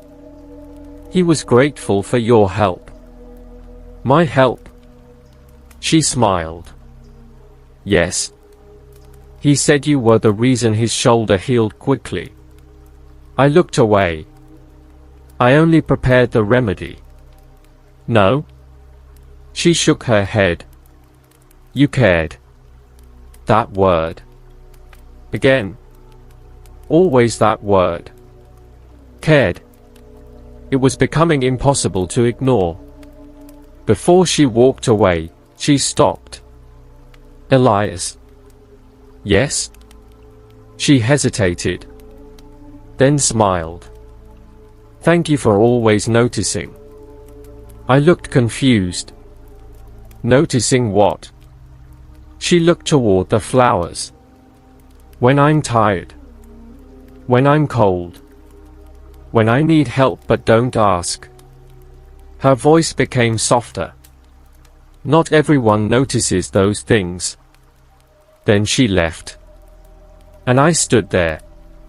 Unable to move. Because suddenly, I understood something. Maybe I wasn't the only one paying attention. Maybe she had been watching me too. That night, I finally understood why I had been afraid. It wasn't Thomas. It wasn't Margaret. It wasn't anyone else. The true fear was this. When someone becomes the most precious part of your life, you become terrified of a world where they are no longer there. I looked toward Isolde's candle burning in the window. As always, she was awake. And as always, I wondered if she was thinking about me too. There is a moment when fear changes. At first, fear is only a thought. A shadow in the distance. A possibility. But then, one day, it knocks on your door. And suddenly, it has a name. That morning, the name was Isolde. She had been helping villagers for days. Too many days. She always said she was fine. She always smiled. She always found a reason to help someone else before herself. But healers learned something important. The body can hide pain. For a while. Not forever. I noticed it before anyone else. The way she paused while climbing the cottage steps. The way she held the wooden table for support when she thought no one was looking. The way her smile arrived a little slower. Isolde. She turned. Yes? When did you last rest? She smiled. I rest. I looked at her. That wasn't my question. For a moment, she looked like she wanted to argue. Then she laughed softly. You sound like Master Edmund. Is that bad? No.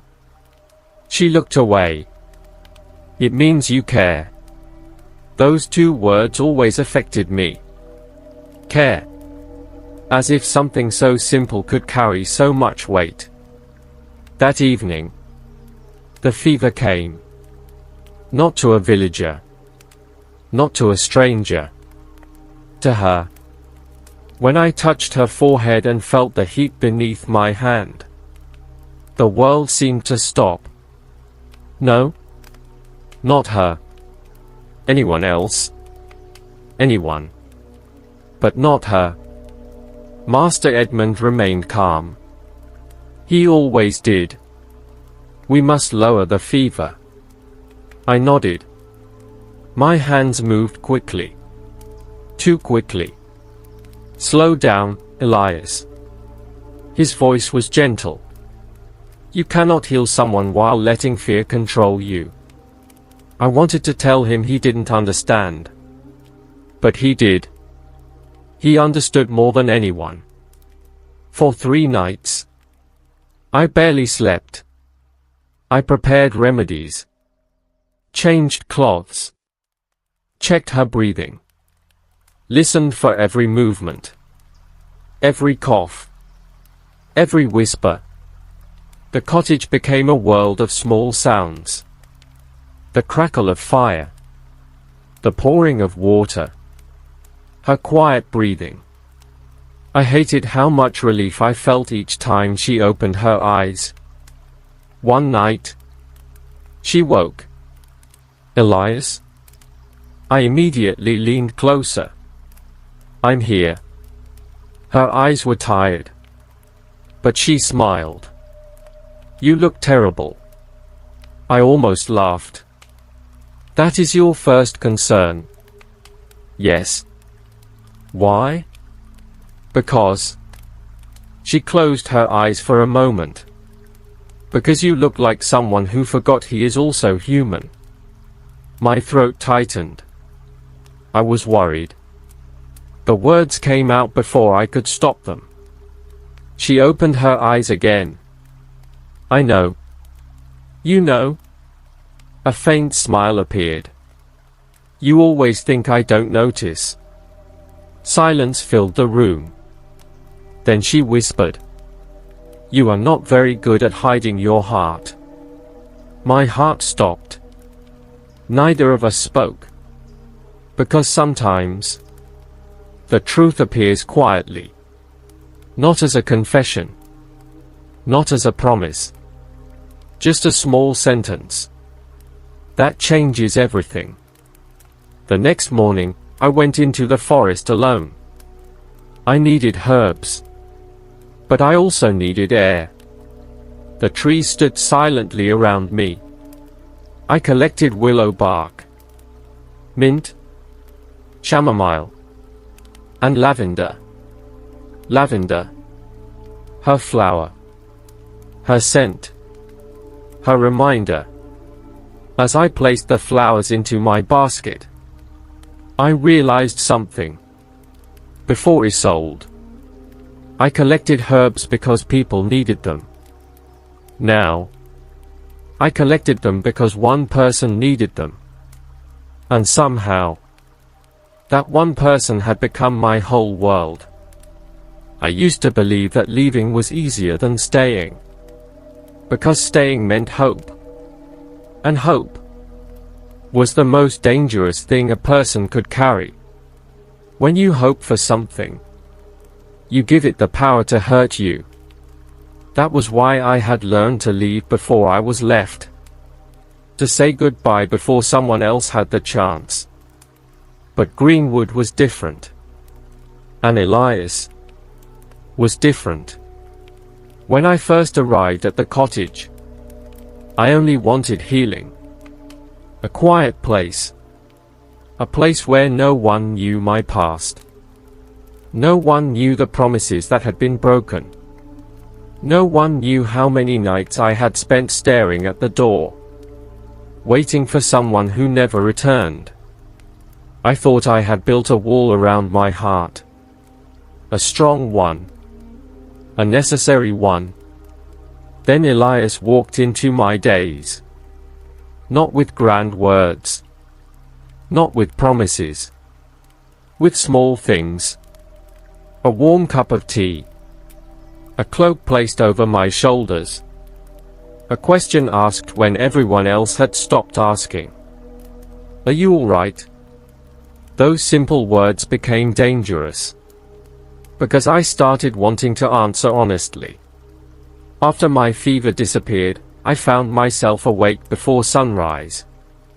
The cottage was quiet. Everyone slept. Everyone except me. I walked to the kitchen. And there he was. Elias. Preparing herbs by the window. His hair was untidy. His clothes were simple. His hands carried small marks from his work. Yet, I thought he looked more beautiful than anyone I had ever known. The thought surprised me. I looked away quickly. What was happening to me? You should still be resting. His voice startled me. I could say the same. He smiled. I was preparing your medicine. And who prepares yours? I laughed softly. I don't need one. She looked at me. That look. The one that always made me feel seen. Everyone needs something, Elias. I had no answer, because I knew she was right. Later that day, we walked slowly through the garden. I was still weak.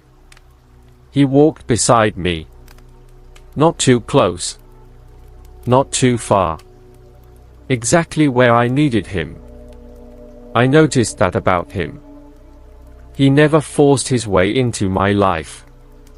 He simply remained there, until I was ready to open the door. We stopped beside the lavender bushes. You like this flower? I smiled. Yes. Why? I touched one of the purple blossoms. Because my mother used to grow them. And now? I looked at the flowers. Now they remind me of something else. He looked at me. What? I almost answered. You. But I couldn't. Not yet. So I said. Peace. He smiled. But I think he knew there was more. That evening, Margaret came to visit. She brought soup and fresh bread. She was kind. Always kind. And perhaps that made things harder. Because it would have been easier if she was cruel. Easier if I had a reason to dislike her. But I didn't. She cared about Elias. I could see it. The way she looked at him. The way she remembered small things. The way she smiled when he spoke. And the strange thing was, I understood. Because I looked at him the same way. For the first time in years, I felt something I thought I had forgotten. Jealousy. Not anger. Not hatred. Just fear. A quiet fear. The fear that someone else might become the person he searched for in every room. That night, I could not sleep. I sat beside the window. The candle burned low. Outside, the forest was silent. Then I saw another light. Elias's window. He was awake too. I smiled sadly. 2 people. 2 sleepless nights. 2 hearts pretending they did not know why. I placed my hand against the cold glass and whispered a truth I was afraid to say aloud. I think I am beginning to love him. The words frightened me, because love meant losing. Love meant pain. Love meant giving someone the ability to break you. But then, I remembered something Elias once said. Some wounds need medicine. Some need time. And some need someone who stays. For the first time in many years, I wondered, what if staying was not the thing to fear? There are moments in life when the heart knows the truth before the mind accepts it. I had reached that moment. I no longer wondered why I searched for Isolde when I entered a room. I no longer wondered why the sound of her voice changed my entire day. I no longer wondered why a simple smile from her felt like a gift. I knew. And knowing was both beautiful and terrifying. The village slowly began to recover. The fever that had taken so much from Greenwood was finally weakening. The doors of homes opened again. Children returned to the paths. The sound of laughter slowly came back. But some things had changed forever. Everyone had learned how fragile life could be. And I had learned something too. How quickly a person could become precious. One afternoon, Master Edmund asked us to collect herbs near the old hill. The same hill where the forest opened to reveal the entire valley. The air was warm. The sky was clear. For the first time in many days, there was peace. Isolde walked beside me, carrying her small basket. The sunlight touched her hair, and I found myself thinking something foolish. That even the sun seemed to stop for a moment when it reached her. I immediately shook the thought away. She noticed. What? Nothing. She smiled. You do that often. Do what? Disappear into your thoughts. I laughed. Perhaps my thoughts are interesting. Are they? I looked at her. Sometimes. And the other times. I smiled. They are confusing. She laughed. The sound filled the path.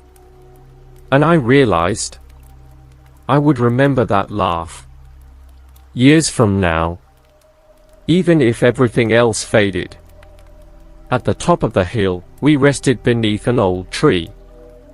The wind moved gently through the grass. Isolde looked down at the valley. It's beautiful. Yes. She turned toward me. I wasn't talking about the valley. For a moment, neither of us spoke. My heart moved faster. But before either of us could say anything, a distant sound interrupted us. A horse approaching. We stood. A messenger from the southern road stopped near the hill. Isolde. She froze. The man's expression changed. I have been searching for you. A cold feeling passed through me. Searching? For her? The messenger reached into his coat and pulled out a folded letter. This arrived from the west. Isolde stared at it, Her hands trembled slightly. "Who is it from?" The man hesitated. "Someone who knew you before Greenwood." Silence. I looked at Isolde. The color had left her face. She took the letter. But she didn't open it. "Not yet." "Thank you." The messenger left. And suddenly, the peaceful afternoon felt different. "Are you all right?" She looked at the letter. "I don't know." The honesty in her voice hurt. Because I wanted to protect her from whatever waited inside those pages. But I knew. Some battles belonged only to the person carrying them. That evening, I found her sitting alone near the garden. The unopened letter rested beside her. I approached slowly. "If you want me to leave." She looked up immediately. "No." The answer came too quickly. Then softer. "No." I sat beside her. Neither of us spoke for a while. Finally, she whispered, "I'm afraid." I looked at her. "Of the letter?" She nodded. "Of the past." The moonlight touched the garden. She held the letter tightly. "I spent so long trying to forget. And now? What if remembering destroys everything I built here?" I wanted to tell her that she wasn't alone. I wanted to tell her I would stay. The words were there. But something stopped me. Instead, I said, "Whatever is inside that letter, you don't have to face it alone." Her eyes met mine. And in that moment, something changed. Not a promise. Not a confession. Something quieter. Something stronger. Trust. She slowly placed her hand beside mine on the wooden bench. Not holding. Not touching. Just close. Yet somehow, that small distance felt harder to bear than anything. Because sometimes, the strongest feelings are born in the space between two hands. For some wounds, time does not heal them. Time only teaches us how to hide them. That night, Isolde finally opened the letter. I did not ask what it said. Some truths must be offered. Never taken. I remained outside the cottage. Near enough if she needed me. Far enough to respect her silence. The moon moved slowly across the sky. The forest whispered around me. And for the first time, waiting did not feel painful. Because I knew. She was not pushing me away. She was simply fighting a battle inside herself. When the door finally opened, she stood there. The letter was still in her hand. Her eyes were tired. But there was something else. Relief. I read it. I stood. And? She looked toward the garden. He is alive. The words were quiet. But they carried years of memories. The man who had promised to return. The man she had waited for. The man she thought had forgotten her. My heart tightened. Not because I was angry. Because I saw the pain in her eyes. What happened? She sat beneath the old apple tree. And after a long silence, she began. His name was Adrian. He was a healer's apprentice. Like you. I listened. He left to help villages beyond the mountains. He promised he would return. She looked down. Months passed. Then years. I waited. until waiting became the only thing I knew how to do. The wind moved gently through the branches. What did the letter say? She held it tightly. He was injured. He lost his memory for a time. He thought I had moved on. A silence followed. And now? She closed her eyes. Now he wants me to come back. Those words were like a door closing. Not loudly. Quietly. But enough to feel. I looked away. Because suddenly I felt something I had never wanted to feel. Fear. Not of Adrian. Not of the past. Of losing the future I had only just begun to imagine. But then, I remembered something. Love was not possession. Master Edmund's words returned. How do I become someone worthy of staying beside? Not someone who traps. Not someone who demands. Someone who stays. Do you want to go? The question hurt me. But I asked it. Isolde looked at me. I don't know. The honesty broke my heart more than any answer. I spent so long wanting answers. And now that they have arrived, I don't know what I want. I nodded. Because I understood. Sometimes receiving what you wanted doesn't mean it still belongs to you. The next morning, I went to the forest alone. I collected herbs without seeing them. Mint, chamomile, lavender. My basket filled. But my mind was somewhere else. Master Edmund found me near the stream. You are gathering too much lavender. I looked down. Only then did I notice. I had picked almost twice as much as needed. I suppose I wasn't paying attention. He smiled sadly. No. You were. Just not to the flowers. I sat beside the water. She may leave. Edmund was quiet. Then he said, yes. The simple answer surprised me. You are not going to tell me everything will be fine. He looked at the stream. No. Because sometimes things are not fine. But that does not mean they are meaningless. I lowered my eyes. What if loving someone means losing them? Edmund smiled faintly. Then you have learned the price of having something precious. That evening, I found Isolde in the garden. She was holding the lavender bundles we had collected together. I remember this day. She said, when we gathered these. I smiled. So do I. She looked at me. Why? The question surprised me. Why do I remember? Yes. I looked at the flowers. Because you were there. Her eyes softened.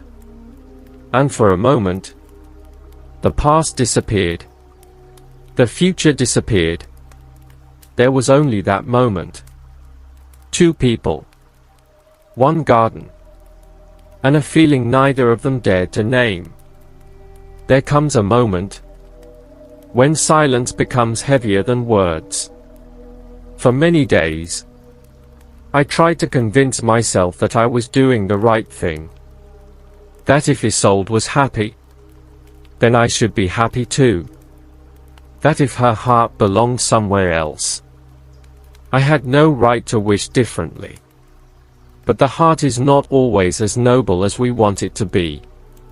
Mine was afraid. Afraid of waking up one morning and seeing an empty chair beside the window.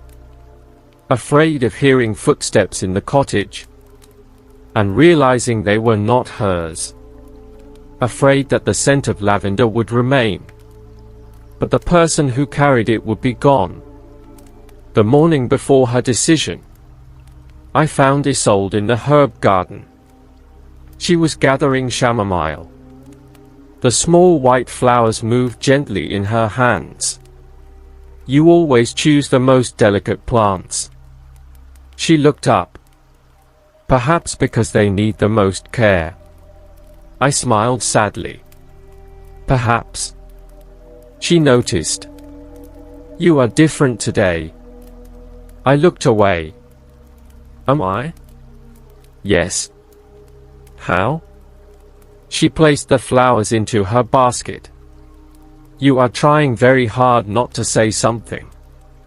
The truth was, she had always been able to see through me. I laughed softly. You notice too much. No?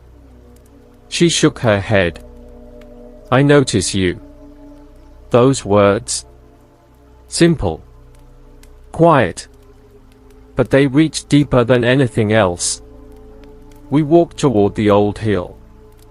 The place where we had first seen the valley together. The place where everything had felt peaceful. For a while, we said nothing. Then Isolde spoke. When I came here, I thought I was running away. I listened. But maybe I was searching. For what? She looked at the village below. For a place where I could be more than my past. The wind moved through the grass. And then I found greenwood. She paused. And I found you. My heart stopped. She continued quickly. That frightened me. Why? Because I had learned how to survive alone. And then someone made me want to stop surviving. And start living. I looked at her. There were tears in her eyes. Not sadness. Not exactly. Something much deeper. I should tell you something. I whispered. She waited. I tried to convince myself that I only wanted you to be happy. She looked at me. But that was not the whole truth. The words were difficult. But they needed to be spoken. I want you to be happy. I truly do. But I took a breath. When I imagine this place without you, I feel like something important is missing. Silence. The kind of silence that changes lives. I don't want to keep you here. I don't want you to choose me because you feel sorry for me. I only wanted you to know that somewhere along the way, you became the person I look for before I even realize I am searching. Her eyes filled with tears. Elias. I looked down. I know your past matters. I know promises were made before I knew your name. But I also know the person you are today deserves to choose the life you want. For a long moment, neither of us moved. Then she reached for my hand. Not accidentally. Not because she needed help. Because she wanted to. Her fingers touched mine. And this time, neither of us pulled away. I was afraid. She whispered. Of loving again. I looked at her. Why? Because the last time, I gave someone my heart. And they left with a piece of it. Her hand held mine tighter. But you never asked for my heart. You simply took care of it. The world became quiet. No birds. No wind. No distant voices. Only two people. Finally admitting what they had both known. That night, for the first time in many weeks, I slept. Not because my worries disappeared, but because my heart finally stopped fighting itself. And somewhere in the cottage, behind another window, a candle burned. But this time, I knew I was not the only one awake because of love. The heart is a strange thing. It can carry memories for years. It can survive disappointment. It can learn to live with emptiness.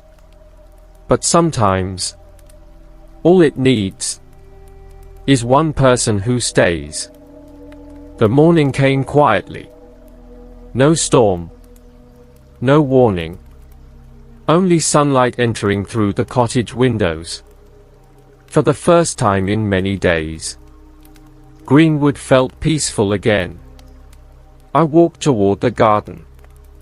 And there she was, Isolde, standing beside the lavender bushes. The same flowers that had carried so many memories. The same flowers that had witnessed our fears. Our silence. Our beginning. She turned when she heard my footsteps. And smiled. Not the smile of someone trying to be strong.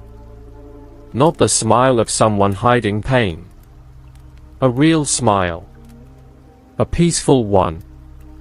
Good morning, Elias. Two simple words. Yet somehow, they felt like the most beautiful thing I had ever heard. Good morning. For a moment, neither of us spoke. Then she looked toward the village. I wrote a letter. My heart became still. To Adrian. She nodded. And what did you say? She looked at the flowers. I thanked him. I was surprised. Thanked him? Yes.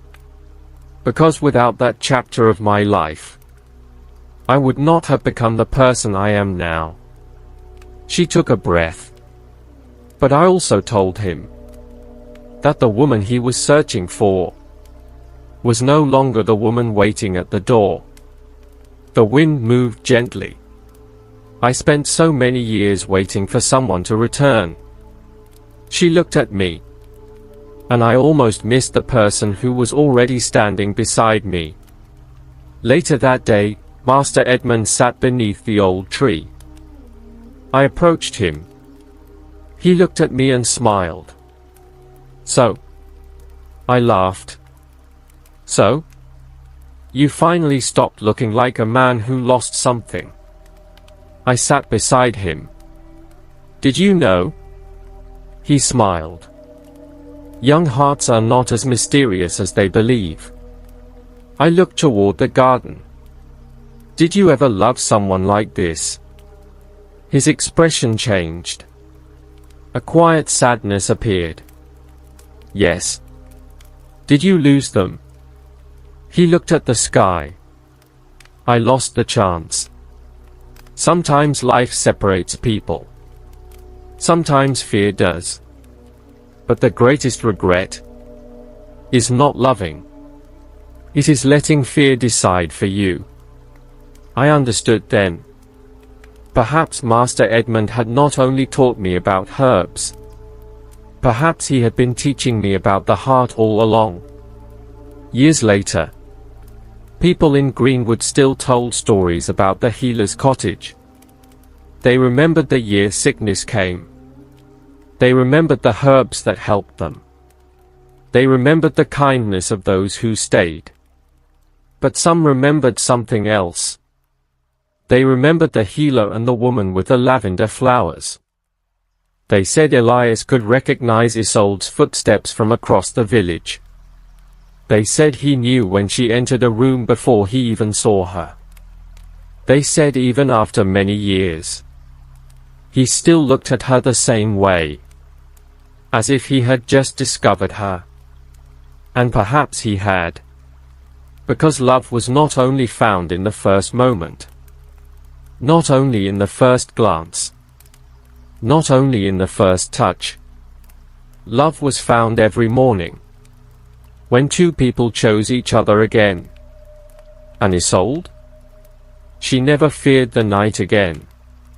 Because she learned something important. Darkness is not frightening. When someone is willing to sit beside you until morning.